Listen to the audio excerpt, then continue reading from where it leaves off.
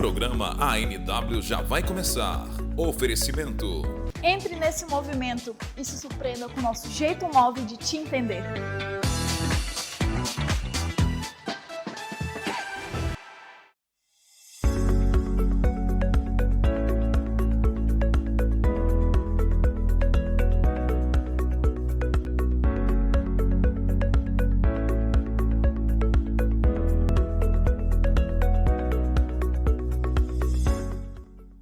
Olá pessoal, sejam bem-vindos a mais uma ANW e é uma honra voltar aqui, o programa cada vez melhor, convidados super especiais e hoje não é diferente e como já está combinado, o nosso programa, a produção já autorizou aqui, Adilson, devidamente autorizado, ao meu lado aqui sempre, parceiro, e ele faz a apresentação do nosso convidado especial de hoje. O nosso convidado especial, uma pessoa incrível, ministro de louvor, hoje é militar da reserva, mas já se meteu muito nas brenhas por aí, no meio da selva, em missão. Já foi missionário também, hoje é empresário, serve ao reino de Deus.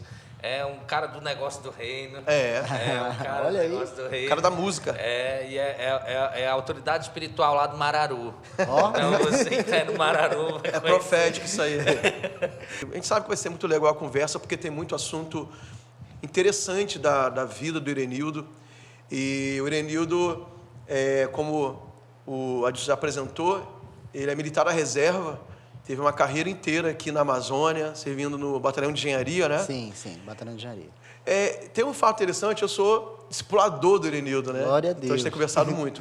Irenildo, fala um pouco como foi para você ingressar no Exército. Você falou para mim que tinha um sonho, né, de ser militar, e você veio de uma origem muito humilde, né? Sim. Fala um pouquinho para a gente sobre isso. Bom, antes de ingressar no Exército, como o senhor perguntou, eu fiz um monte de coisa. Eu vendi picolé na rua, eu engraxei sapato, eu trabalhava assim, meu pai sempre cedo, ele já me colocou para trabalhar. Então, eu trabalhei por várias situações. E por último, antes, meu pai tinha montado uma borracharia para me trabalhar. Então, eu já considero uma profissão já, né? Ele já me ensinou alguma coisa e eu comecei a trabalhar. Primeiro, Era dele a borracharia? Primeiro ele me colocou num curso de um amigo dele lá, numa borracharia do rapaz. Eu aprendi, aí ele montou essa borracharia para mim e foi embora pro garimpo. Na época, né? E aí a peteca ficou na minha mão, que eu que fiquei sustentando toda a minha casa através desse trabalho, né? Então, 17, 18 anos por aí. 17 anos, 16 anos eu comecei 16 a borracharia. anos. E assim, eu consertava pneu de caminhão mesmo.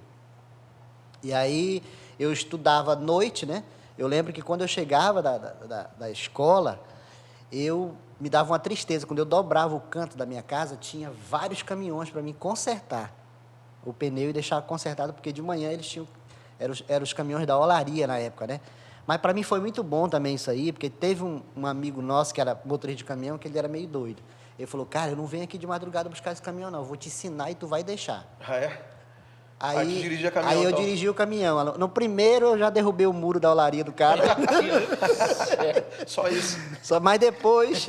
Então, ou seja, isso aí tudo cooperou pro meu bem, porque quando eu entrei no Exército, eu já entrei como motorista. Eu já sabia dirigir. Caminhão, inclusive. Caminhão. Então, para mim, foi um salto muito grande, porque eu não tive que aprender nada lá nisso, né? E o batalhão precisava, como o batalhão de engenharia aqui. E foi isso. Foi tudo Deus fazendo as conexões, na verdade. Que legal, cara. A empresa não era Transbrasiliana, né? Era outra empresa. A empresa que meu pai veio para cá era a empresa Expresso Maringá, na época, né? Eram as duas empresas grandes que tinha, não sei se você lembra. Transbrasiliana e Expresso Maringá. E meu pai era um dos chefes dessa empresa Expresso Maringá. Legal. E, cara, na tua carreira militar, assim, a engenharia é aquele negócio, né? De estar no trecho direto. E você teve uma experiência muito forte que foi as missões do Haiti. Que o Exército Brasileiro se envolveu alguns anos atrás, né? O Exército Brasileiro comandava através da ONU, né? Da ONU, exatamente. Da ONU, e o Brasil foi encarregado dessa missão de pacificação no Haiti. E o Irenildo teve a oportunidade de ir. Sim. Mais de uma vez, né? Sim, fui 2 vezes. Fala um pouco, cara, assim, chegando no Haiti, qual era a situação do país? Porque os brasileiros, às vezes, não têm nem ideia, né, do que o Exército foi fazer lá. Tá, eu fui para o Haiti em 2 vezes, né? A primeira vez foi uma situação. Primeira vez que nós chegamos no Haiti, a gente recebeu todo um treinamento antes aqui, né? Inclusive, teve vários amigos meus de Santarém que a gente foi junto. E quando nós chegamos lá, aí que a gente viu mesmo que a situação era muito difícil, porque era uma guerra civil. Uma guerra civil, o presidente tinha fugido, deportado para outro lugar.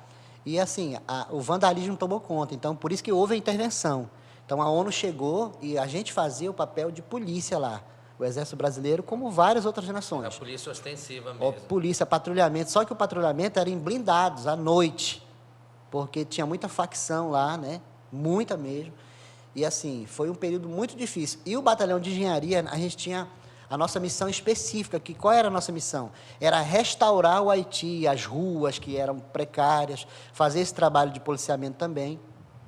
Então, assim, não tinha energia elétrica à noite. Então, à noite, a violência se propagava muito, sim, muita violência contra a mulher, briga entre gangues, as famílias tudo com medo, né? Então, assim, era uma situação muito difícil, que nós passamos de fome, o país com fome, coisas que... Uma miséria terrível lá. Miséria terrível, meu amigo,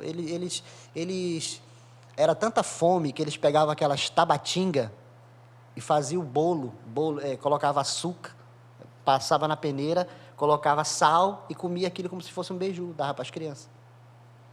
Então, assim, uma situação muito difícil. E logo depois veio o terremoto, né? Aí nós voltamos, cumprimos a nossa missão lá, fizemos algumas ruas. Eu lembro de uma coisa muito satisfatória, assim, para mim, no Haiti, foi uma missão, na primeira, né? Eu fazia parte da equipe de poço também. Né? Eu fazia parte da equipe de poço. Então, o Brasil cavou muito poço lá no Haiti, porque era a necessidade deles, eles andavam quilômetros para pegar água, né? Então, assim, foi muito bom. Então, aí a gente cumpriu a missão, na primeira, 2005, eu voltei, e aí fiquei um tempo aqui, quando foi 2013, aí eu já voltei em outro cenário. Aí foi...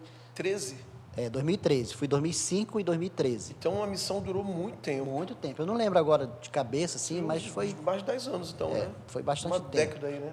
E a gente... podia ver assim a diferença do Haiti. Só que eu já cheguei num período pós-terremoto, né? Tinha dado um terremoto lá que acabou com o país inteiro, prédio veio abaixo, e assim, aí foi outra situação, porque aí a gente já voltou mesmo com a missão específica de restaurar o Haiti, reconstruir e construir hospitais. Então, vários hospitais foram construídos lá. Aí eu já fiz parte da equipe de poço também, porque cada hospital que a ONU construía tinha que ter um poço dentro, né? E a gente, no período que ficamos lá, no período de 8 meses, nós cavamos aí em média de 30 a 40 poços por aí. Eu não lembro de cabeça assim, mas a gente via a satisfação no rosto, né, do haitiano. E a água assim, a gente não dá muito valor porque a gente tem abundância, né? E com facilidade. No Brasil, graças a Deus, mas quem não tem, basta faltar, né? Faltou um tempo aí, né? Já desse aí, né?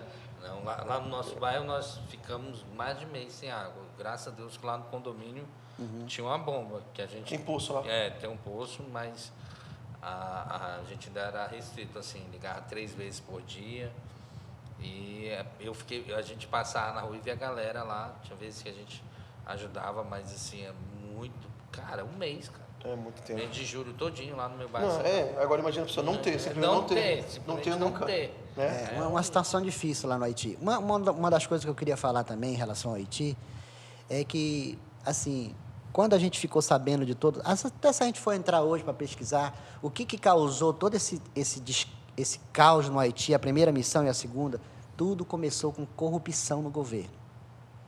Corrupção pesada. O governo entrava e não faziam nada. Ou seja, o país foi sendo saqueado por isso aí. Até que chegou um ponto que eles não aguentaram mais. E aí o país, hoje, ele ainda tenta se reerguer. Às vezes eu ainda entro para saber como é que está e tal.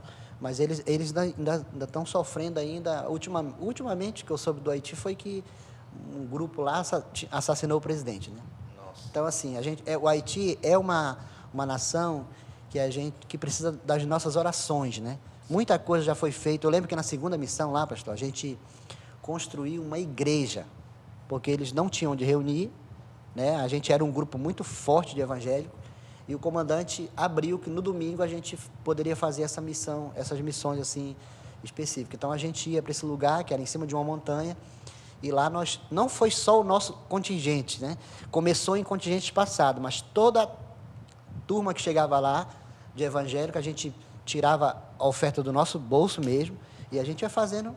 Domingo a gente ia para lá, ia pedreiro, ia pintor, e a gente, quando a gente saiu de lá, nós deixamos já a igreja coberta, com janela, com som dentro, né? Aí o outro contingente ia fazer outra parte, que era um muro que tinha que ser feito, enfim. E aí a gente via no domingo a satisfação das crianças, né? Porque a gente levava comida, cesta básica, aí já ia o pessoal do rancho para fazer um sopão lá, e atendia toda a comunidade, ficava fila de gente aguardando isso. Então isso assim é uma coisa que me enche de alegria o meu coração, saber que a gente pode fazer, né? Então a gente juntos lá, né, esse grupo evangélico, tinha outras pessoas também, a gente conseguiu fazer muita coisa para a glória de Jesus, assim, deixar... Essa colocação que você fez da corrupção é muito importante para o Brasil ficar de olhos abertos, né?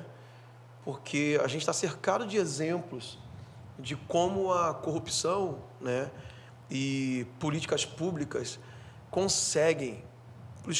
erradas ou falta delas, né, consegue exterminar e destruir um país em pouco tempo. Em pouco tempo. A gente está cercado de exemplos desse e está acontecendo exatamente agora. Países que se permitiram, de certa forma, né, fizeram escolhas erradas aqui, Argentina, Colômbia, exatamente. Venezuela nem se fala, né? Chile agora, já estão sofrendo rapidamente os efeitos, né, da população não ter um olhar cuidadoso, principalmente sobre as escolhas dos governantes. Sim. Né? Então, o Haiti aí, de acordo com o depoimento do Renino, mais um exemplo, né? Com certeza.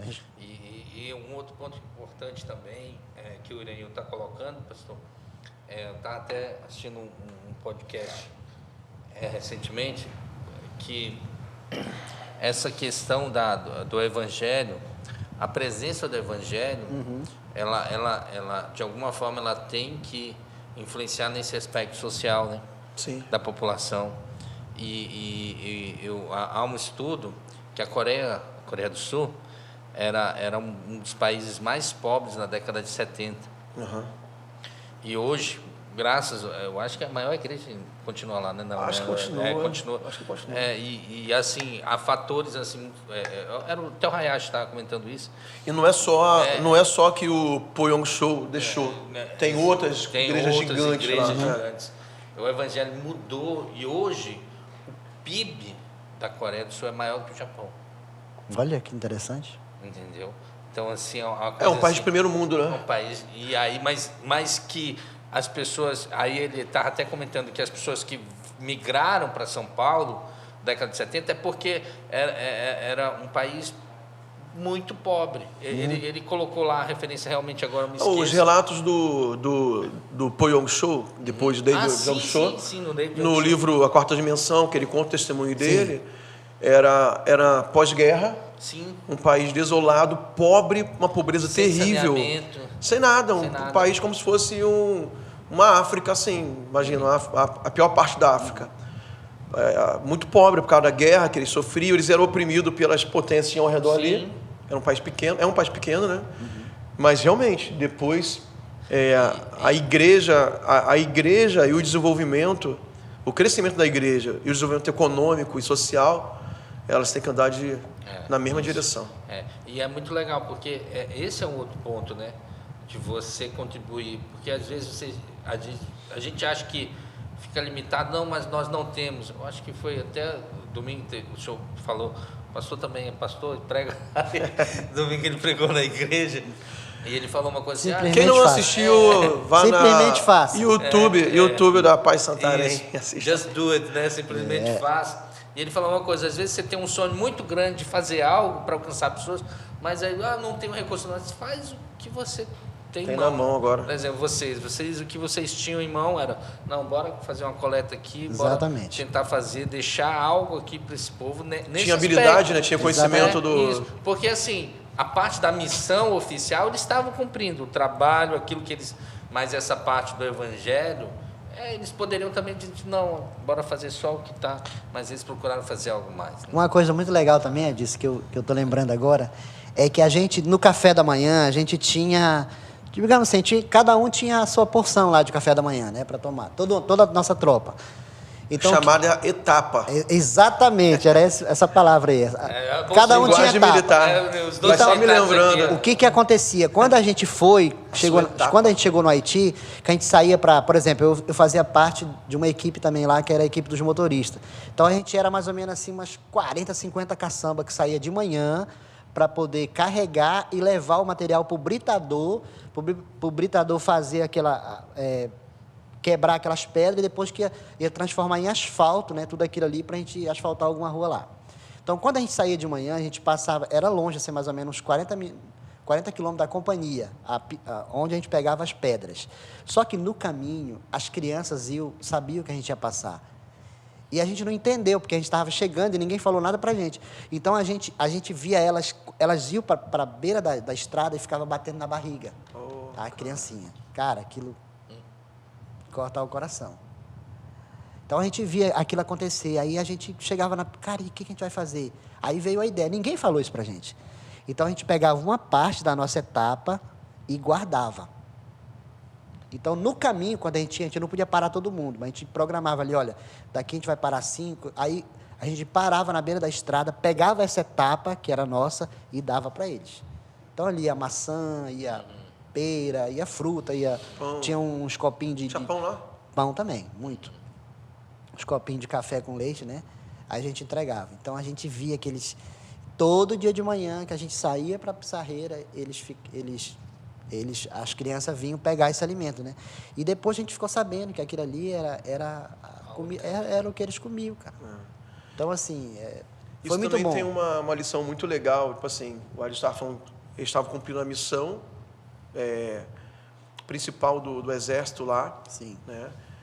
Mas eles ofereceram mais do que foi solicitado, né? Então, isso é algo que a gente deve aprender, né? Sempre a gente fazer mais do que nos pede.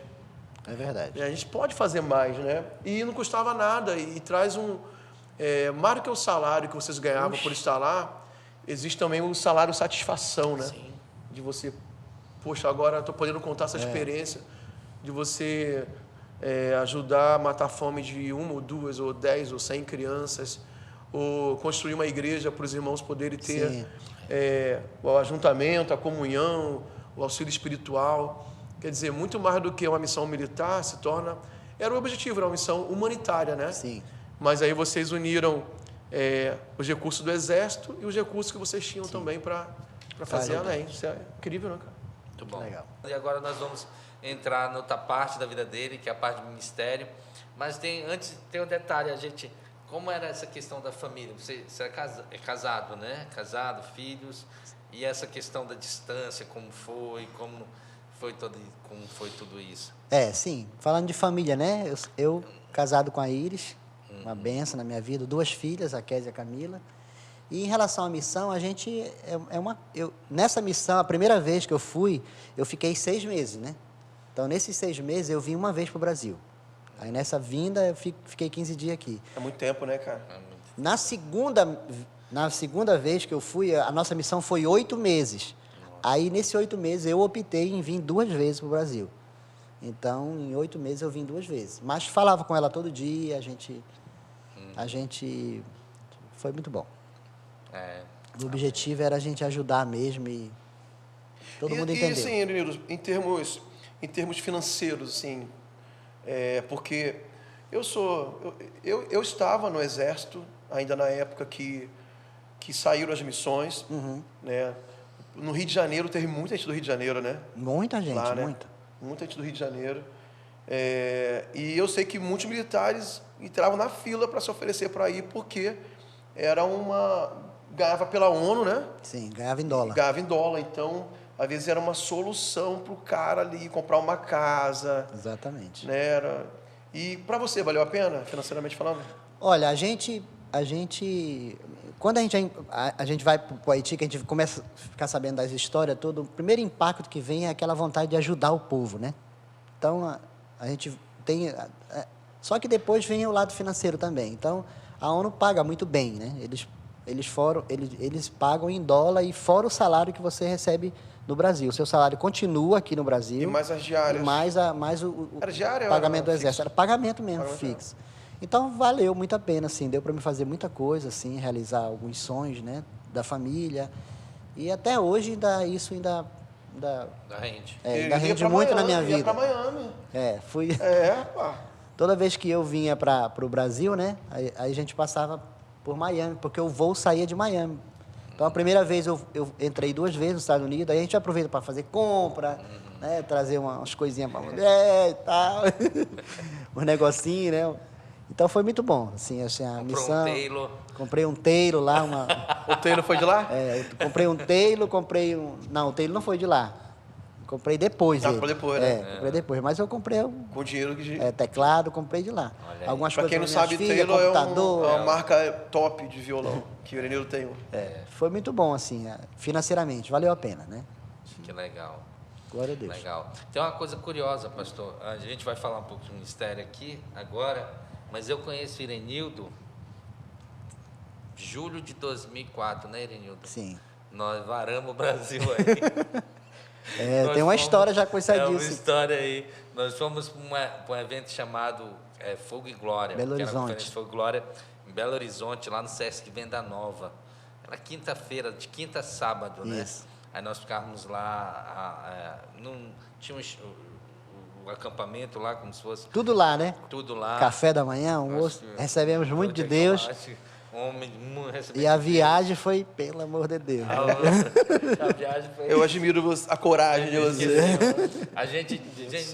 Nós fomos num micro-ônibus, saímos de Belém e pegamos a Belém. 3 dias. 3 dias. Assim, o primeiro desafio é chegar em Belém. Não, chegamos em Belém naquela época. Aí chega em Belém e o cara fala, é só o começo. Aí chegamos em Belém, solteiro. Tem cada história. É a fome, né? A fome por Deus, por receber mais. E realmente era isso. Tinha essa com questão certeza. de receber. Valeu a algo pena de o sacrifício, Deus. a gente recebeu. Por exemplo, na minha vida hoje, no ministério, essa questão específica de tocar, foi lá no Fogo Glória que eu creio que eu recebi. E ficou alguma coisa desse período lá, nesse encontro? Muito, sim. Eu creio que Deus me ampliou, né? Eu creio que quando a gente participa de um evento como esse, até aqui em Santarém, quando a gente participa de uma conferência, quando você vai lá nessa conferência, que você senta para receber, Deus ele te amplia. Os seus olhos são abertos para outras coisas, você é ativado em alguma coisa que Deus já chamou. Enfim, vale a pena a gente participar. Então, essa foi uma conferência de louvor que nós participamos, que até hoje eu pratico coisas que eu aprendi lá, né? Então, eu tinha que ter ido para lá, né? Foi Deus que me levou para lá para a gente poder romper em algumas áreas. E foi muito legal. Eu fui em 2002 lá, antes, né? Mas foi bem mais confortável, porque eu estava recente lá em Macapá, conhecendo a Igreja da Paz ainda. Eu não era membro ainda da Igreja da Paz nessa época, mas eu já conhecia alguns irmãos e a liderança.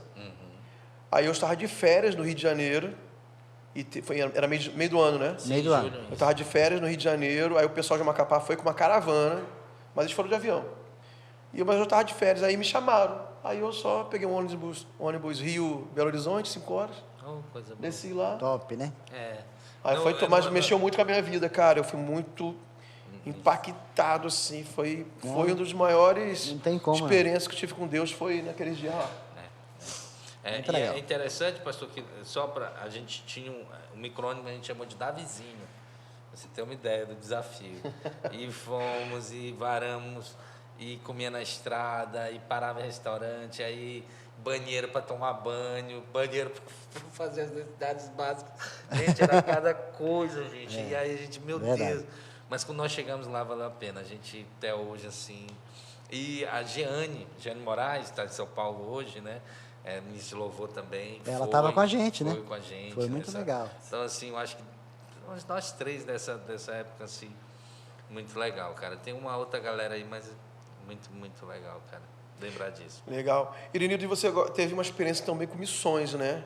Você participou da equipe que foi plantar a igreja em Campo Grande, Mato Grosso do Sul, né? Isso. Como é que foi essa experiência? Como é que você entrou no time? Tá. Em relação a essa questão de missões, isso aí já era um sonho que eu tinha, já era uma digamos assim, era algo que eu tinha falado para Deus, né? Eu falei para Deus que quando eu fosse para a reserva, eu queria dar o meu tempo integral para o Senhor.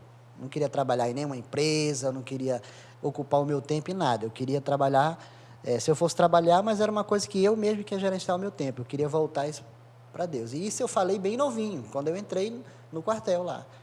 Eu sempre falava isso. Então, depois que eu fui para a reserva, né? Fui para a reserva em 2012, aí poxa, agora eu vou cumprir a minha. Eu já trabalhava para Jesus, já trabalhava com célula, sempre envolvido na igreja desde sempre, né? Sempre envolvido na música, nas células, mas assim, integral era uma coisa que eu senti desejo de fazer para Deus, né? E aí, quando chegou no tempo, eu fiz um tratamento, né? Um tratamento do coração, né? Eu tive um probleminha de tal, fui para Belém, fiz um tratamento, e quando eu retornei aqui, eu recebi uma sugestão do médico que eu precisava passar um tempo para ser melhor acompanhado em um centro maior. E aí o médico falou assim, você pode escolher qualquer lugar para você ir. Então, tinha São Paulo, tinha Belém, tinha um monte de lugares assim. E, na época, nós ficamos sabendo que a Igreja da Paz estava indo para Campo Grande, né? Então, nós optamos em ir para Campo Grande para ser acompanhado por esse centro maior, mas o objetivo principal era a gente já se envolver na obra de Deus lá a tempo integral. Então, a gente foi. Quando nós chegamos lá, nós recebemos o convite do pastor Gildo para a gente fazer parte da equipe, né? Da equipe que para a gente foi muito legal. Então, a gente já chegou dentro dessa equipe do pastor Gildo. Ficamos lá e aí a gente decidiu que nós vamos ficar aqui com o pastor Gildo. Ficamos 2 anos e meio lá, nessa missão, trabalhando com célula, né? Ontem achei muito legal assim, uma palavra que eu ouvi, que tudo numa cidade, se você quer conquistar uma cidade, você pode começar com célula, né? Verdade. Então, assim, nós começamos com célula lá, ficamos um tempo, e na minha casa tinha uma célula, depois nós começamos a trabalhar em outro bairro, também com célula, ou seja, 24 horas por dia, eu estava envolvido na obra de Deus lá, junto com a minha esposa, discipulando, casais. Nós fizemos um chá lá, minha esposa fez um chá já com célula. Foi interessante isso, porque quando nós chegamos em Campo Grande, nós procuramos uma casa num bairro chamado Aero Rancho, né? Aí, quando nós chegamos lá, nós conhecemos uma vizinha nossa, e ela falou assim, olha, aqui é muito legal para morar, é muito tranquilo. E ela disse, olha, mas tem uma vizinha aqui na frente que vocês não devem se meter com ela, que ela é muito perigosa. Assim, ela falou sem maldade, né? Mas para a gente foi um sinal de Deus, porque na hora, aí ele falou assim, amor, eu estou sentindo que é com essa mulher que a gente vai se envolver, porque Deus quer mudar a vida dela. E a gente começou a ter amizade com essa senhora lá, né? E foi justamente essa senhora, através dessa senhora, nós fizemos um chá, a Iris fez um chá lá, né, para mulheres, que deu mais de 70 mulheres. Nossa. Tudo através dessa senhora que a gente conheceu. Né? Então, a perigosa, né? Então, hoje, ela participa da igreja, né? E assim, ela tem toda ela é perigosa para Jesus agora. Ela é uma benção e... Ela é um perigo para o diabo. Exatamente. Mas foi muito legal, assim, essa experiência de Campo Grande, porque a gente trabalhou nisso, né? Não esperava que eu iria voltar para Santarém, porque veio a pandemia, né? Não sei se eu já posso falar sobre isso. Bora, vamos entrar logo nesse assunto aí. Veio a pandemia... Já estão chegando no hoje, nas atualidades. Isso. Veio a pandemia e aí eu perdi o meu pai, né? Foi o momento mais difícil para mim da pandemia, porque a gente teve que voltar, a gente não estava planejado, não tinha nada, a gente precisou voltar para cuidar de muita coisa dele. Até hoje ainda não consegui resolver algumas coisas, mas está indo, né? Então, a gente voltou. E no caminho, de volta, eu comecei a orar, no caminho mesmo, dirigindo e orando. Deus, e agora? Mas como? Eu voltar para Santarém de novo? E eu comecei a questionar Deus, né? E eu ouvi Deus falando comigo, meu filho, vai dar tudo certo. Então, assim, na hora que eu ouvi essa direção de Deus no meu interior, que vai dar tudo certo, digo, não, se Deus está com a gente, tá nesse negócio, então já chegamos aqui prontos para trabalhar no reino. Nós vamos para lá e vamos fazer o que a gente sabe fazer. O que a gente sabe fazer? Mas, Trabalhar assim, com no célula. caminho, vocês já, assim, praticamente decidiram que viriam para permanecer bom tempo aqui em Santarém. No caminho Não tinha data para vocês voltarem. No caminho a gente já veio decidido que... Eu já sentia que existia um desejo no meu coração, já no caminho, que a gente ia passar muito tempo aqui. A gente não ia mais voltar. Já tinha isso aí, já. Eu já sabia que não ia ser vir aqui e voltar. Já tinha meio que definido assim que a gente ia começar aqui tudo de novo, do zero, né?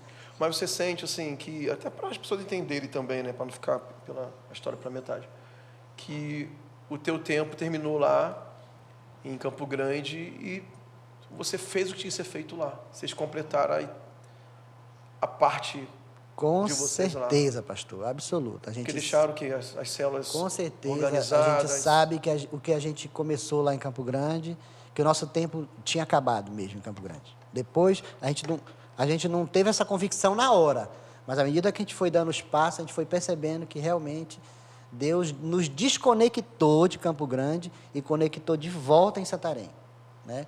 Porque quando nós chegamos em Santarém, o que a gente percebeu? Que a igreja estava precisando, né? Que tinha muita gente por causa da pandemia, cada um tem as suas... Muita gente assim até se afastou e a gente precisava também ajudar o trabalho tinha que avançar. Então nós acreditamos assim, que Deus nos colocou aqui na hora certa e a gente já chegou já pronto para trabalhar, junto com a minha esposa, e nós começamos a trabalhar com célula e começamos a multiplicar de novo, né? Começamos a levar a palavra através da célula, né? E a igreja reunida. No louvor novamente. Aí ingressei no louvor de novo, né? Assim, estamos fazendo... Existe muita paz no nosso coração em relação a tudo que nós estamos fazendo hoje aqui, que é trabalhando com célula e envolvido, servindo no reino de Deus, né? O que for preciso fazer, nós estamos prontos para servir. Legal. E hoje, cara, assim, fala pra gente aí, porque eu sei da história, né? Então é complicado até perguntar, mas o pessoal quer saber. Hoje você está liderando célula, servindo também nos ministérios, e Deus tem realmente honrado vocês, eu acho que essa é a palavra certa, né? Com um crescimento, assim, extraordinário, né? Muito rápido, né? De repente, até cumprindo aquele teu desejo que você esperou tanto tempo para servir no ministério, e Deus tem te apressado, né? Tem acelerado o processo. Olha, pastor, na verdade, Deus tem nos surpreendido, essa que é a palavra, a cada dia, assim, porque a gente voltou para trabalhar e, assim, não está sendo um trabalho pesado, uma coisa pesada. As coisas foram fluindo, foram acontecendo. A gente começou liderando uma célula, primeiro participando de uma célula, depois a célula multiplicou e foi multiplicando, e hoje a gente já tem o privilégio, né? Privilégio de cuidar de 21 células. Né? Assim, a gente percebe que Deus foi nos conectando, né? Isso foi um fazendo. muito curto, né? Um período de 1 ano e meio, mais ou menos. Né? Exatamente. Então, assim, é uma coisa de Deus mesmo, né? E o que a gente tinha era uma vontade de servir a Deus. E Deus foi fazendo as conexões certas. A gente está cuidando de pessoas hoje, cuidamos de alguns casais, e temos uma liderança. Os líderes de célula que a gente tem embaixo da nossa cobertura são muito bons, de muita qualidade. E eu tenho certeza que assim, o nosso objetivo é levar o Evangelho, né, para cada lugar dessa cidade. Porque eu creio que o Evangelho, ele muda a vida da pessoa. Muda. Então, se nós levarmos bem a sério e sermos intencional em levar o Evangelho, pregar o Evangelho, discipular, cuidar de pessoas, com a experiência mesmo. Assim, a minha vida, assim, eu posso, através da minha vida, ajudar outros casais, né? Através da minha vida, meu casamento, a criação dos nossos filhos, né? Que nem tudo foi perfeito em todas as áreas, mas houve o quê? Uma restauração de Deus na minha vida, na minha casa, na minha família. E hoje, assim, a gente pode ajudar outros casais, a gente pode, sim, levar o Evangelho, fazer da nossa casa um ponto onde as pessoas vão lá, vão receber uma palavra, e essa palavra vai mudar a vida delas completamente. Essa é a grande maravilha do Evangelho. É o Evangelho mudando vidas através de uma palavra que é liberada, que é o Evangelho que muda, né? Eu gosto muito de um versículo que fala: enviou sua palavra e os curou e os livrou do que era mortal. Então, quando Deus quer nos livrar de confusão, Ele sempre vai enviar a sua palavra. Então, assim, a palavra está sendo pregada não só na nossa célula, mas em várias células, né? Na quarta, que acontece na quarta, na quinta, no sábado. Enfim, isso é uma alegria para nós saber que a gente está envolvido nesse grande projeto de Deus, que é de ir fazer discípulo. A gente está envolvido nisso, já está acontecendo. A gente está envolvido nesse grande chamado de Deus, que é de fazer discípulo, de pregar a palavra. Isso não tem preço, isso não tem nada que pague. Legal. Você tem nos ajudado também, ajudado a igreja, né, no negócio do reino, né? Que é um ministério, não é novo, né? Só foi reformulado, dado outro nome. E, assim, Deus tem ampliado, assim, as nossas frentes, né? E o Irineu está muito próximo, né, da gente lá, fazendo esse trabalho. E também Deus tem te abençoado com a empresa, né? Você tem conseguido ter uma empresa, gerar negócios, e ainda assim, conforme era o teu desejo, fazer o teu tempo para servir nas células, no louvor, pastorear pessoas, discipular. Mas eu queria saber como é que você tem se sentido e o que você tem percebido nessa área da tua vida, né, empresarial, e também junto com o Ministério de Negócios do Reino.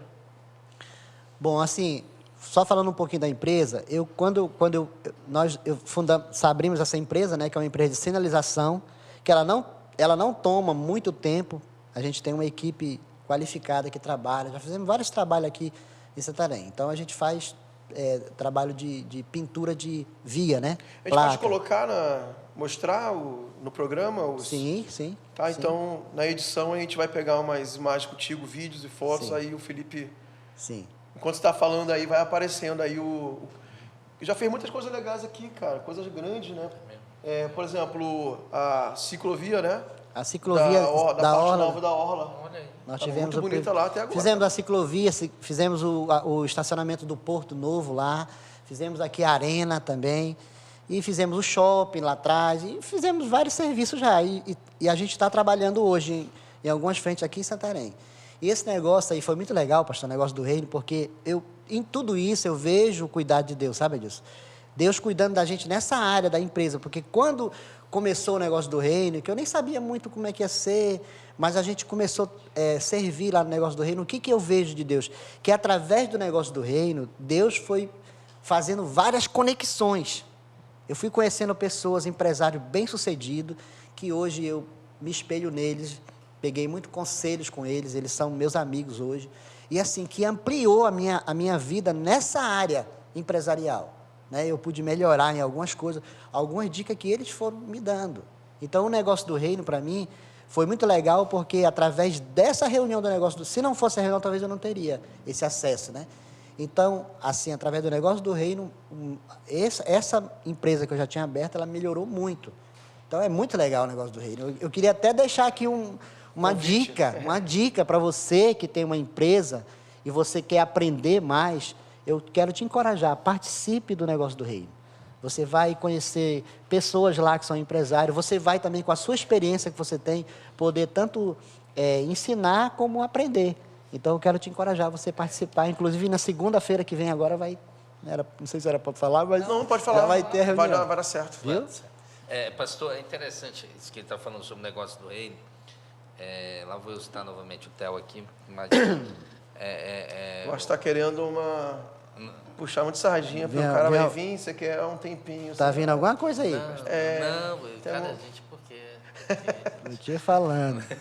Não, mas ele fala uma coisa que ele aprendeu com o Dr. King Fletcher, que é que que era assim, que você deve orar a Deus por conexões, por conexões celestiais. Né? Legal isso aí. E o ponto qual é? É que você não tem que ser uma pessoa que apenas vai buscar as conexões, você não tem que ser político. Sim. Ah, não, eu vou conectar com aquele cara ali, porque... Interesses banais. Banais. Na verdade, escolher até o seu círculo pelo que a pessoa pode te dar. Sim. Ah, não vou ser amigo do Adilson. O que o Adilson vai me dar? Tá, ou então, não, pô, vou ser amigo do Irenildo, pô, descobri agora que ele tal. Na verdade, não é. Ele diz assim, e aqui a gente está usando exatamente o contexto empresarial e somos cristãos, a gente vai utilizar o evangelication em algum momento aqui, mas você orar por conexões celestiais nesse sentido. E por que não? O negócio do reino é o local, é um dos locais para isso, né? Porque ali você, eu estou esquecendo a palavra, professor já pastor, mas tem uma palavra certa que relacionado com essa questão desse intercâmbio empresarial. Networking. Network, obrigado. O local network, né, pastor? E eu acho que isso que ele está falando é fantástico, porque indubitavelmente. Começou o advogado falar. Indubitavelmente. Você vai encontrar pessoas que Com certeza. Indubitavelmente, para as pessoas mais simples, sem dúvida. Simplifica. Mas você vai encontrar pessoas que vão se conectar com você e que vai conectar o teu negócio também. Isso é muito legal. E é bom o Irenildo falar isso, porque a gente vê uma pessoa com experiência e que consegue chegar a isso, porque também é um outro ponto. Sim. Às vezes a pessoa é meio cabeça dura, né? A pessoa, não, isso aí, o que é isso? Não. Ou então é aquela mentalidade, né? De que não, já sei, eu me basto, né? Meio Cristiano Ronaldo, né? Fala do cara não, pô. Olha, eu sabia que... E outra coisa que eu queria... O que eu acho, desculpa, o que eu acho muito legal, né? E eu vejo também muito isso acontecendo na vida do Irenildo, sobre o negócio do reino, além das conexões, além do aprendizado, Sim. além das inspirações e referências que aparecem, né? Mas também ter o propósito de Deus, né? Com negócios. Sim. É por isso que o nome é Negócios do Reino, né? São negócios, sim, que vai trazer uma melhora de vida para ele, para a família dele. O processo, na verdade, é o princípio da mordomia. Sim. Né? O mordomo, ele usufrui dos benefícios do seu senhor. Né? Mora numa casa maravilhosa, dirige ou anda no carro da família, come bem, se veste bem. E o Senhor permite ele usufruir, né, daquilo tudo. Mas na área dele. Exato. Né? Exatamente. O propósito é servir o Senhor. Então, essa mentalidade que a gente está gerando, né, que os seus negócios, as suas finanças, o seu conhecimento é para servir o Senhor. É muito legal isso aí, porque a empresa, para mim, na minha experiência, eu tinha condições de capacidade de ajudar, né, através da bênção que Deus já me dá através do meu salário que eu recebo do Exército, mas a empresa, ela me ampliou nisso, porque hoje eu posso ajudar muito mais. Né? A empresa pode ajudar, pode estar envolvida em projetos que vai abençoar a vida do outro. Eu acho que esse é o grande... outro ponto. Esse é o grande... Né? A gente ter a capacidade de ajudar. Então, na verdade, eu acredito que Deus, ele coloca semente na nossa mão e a gente vai poder semear. Né? Semear. Eu creio muito nessa questão da semeadura. Quando Deus te dá a semente para você semear. E tem um versículo na Bíblia que eu gosto muito que fala que cada semente produz segundo a sua espécie. Então, assim, eu não estou falando só de dinheiro. A gente é desafiado a semear. Então, eu posso semear gentileza, eu posso semear amor, eu posso semear compaixão. Serviço. Eu posso semear serviço, eu posso semear. E a Bíblia diz que cada semente produz segundo a sua espécie. E o que é legal no reino de Deus é que as sementes que você semeia no reino de Deus, ela produz para você a 30, a 60 ou a 100 por um. Isso aí é tremendo, porque você nunca vai semear. Quando você semeia, se você colher a 30 por um, já é muito bom. Mas imagina você colher a 60 e a 100 por um. Então, essa é a proposta do Evangelho. Então, Então, quando eu faço isso pela fé na palavra de Deus, aí os milagres começam a acontecer, as portas começam a abrir, os serviços começam a aparecer, e tem sido assim comigo, para a glória de Jesus. Então, tudo isso que eu estou vivendo hoje é um resultado do Evangelho de Deus na minha vida. Legal. Felipe, já sabe que isso aí é o corte, né? Isso aí, meu final aí, né, mano? A gente vai ter que finalizar, né? Irenildo, obrigado demais. Poxa, eu que agradeço. Eu admiro muito você mesmo, você, sua família, Passou sua história. nervoso, Irenildo? Passou? Não, tá Chegou tudo bem, né? tranquilo. Tirou de Não, letra. tranquilo. Tranquilo. Chega aqui, fica à vontade. Adilson deixa todo mundo à vontade. Pastor, eu queria só falar rapidinho, ainda Fala. em relação ao negócio do reino. O negócio do reino, a gente tem um grupo, né? Um grupo que você entra lá, tem um link, você entra e aí tem um dia da semana que é aberto para a gente fazer. Então, através desse grupo do negócio do reino, eu já peguei vários serviços. É aberto Entre fazer os propaganda, empresários, né? O pessoal coloca Você ali as coloca propagandas, lá. um dia na semana. Isso. Então, assim, eu quero encorajar você a participar desse grupo aí, vai ser bênção para você, em nome de Jesus. A gente tem um grupo também no Telegram, porque o WhatsApp tem um limite de 250, participantes, 256. E a gente sempre está batendo no limite. Aí sai um, entra um, fica ali. Às vezes a pessoa quer entrar e não consegue. Mas tem no Telegram. Depois eu posso até pedir para o Felipe colocar também na edição, para quem quiser participar. O Telegram não tem limite. E é uma plataforma bem legal. Lino, então, como eu estava dizendo, obrigado por você ter aceitado o nosso convite. Foi muito edificante mesmo, né? Amém. Ouvir a tua história. Eu sei que tinha muita mais coisa para a gente falar. Sim. Televisão tem limite de tempo, né? Amém. Meu amigão, obrigado também. Tamo junto. Tamo junto. Olha, sem o Adilson aqui, esse programa não por isso que eu trouxe ele, cara. Tem que ter.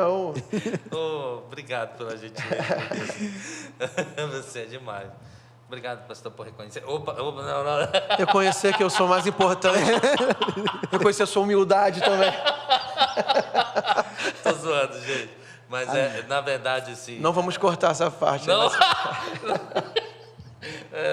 Mas assim, o que é legal... E aí, Magna, esse pico de áudio aí, mano.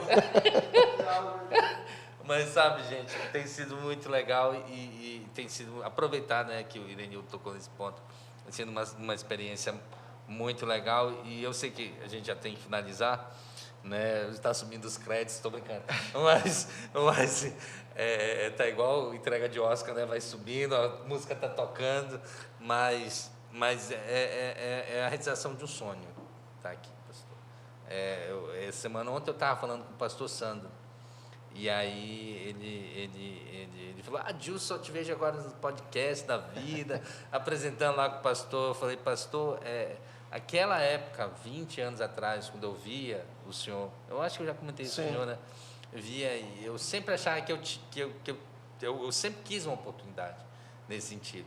E eu, assim, não... E como Deus, é aquilo que o senhor estava falando, às vezes Deus responde a oração no tempo dele, do jeito dele. Exatamente. E anos depois, assim, hoje eu tenho essa abertura e para mim está sendo maravilhoso, está sendo muito bom e eu posso ser eu, né? Então, só, pessoal, você que está no YouTube, se você está gostando da participação do Adilson no programa aí como co-host, coloque um comentário aí e marca aí. Fica Adilson, hashtag Fica Adilson. Tá bom, pessoal, tchau. Estamos finalizando. Até o nosso próximo encontro aqui na TV Amazônia e também no YouTube, no programa NW. Deus te abençoe grandemente. Valeu.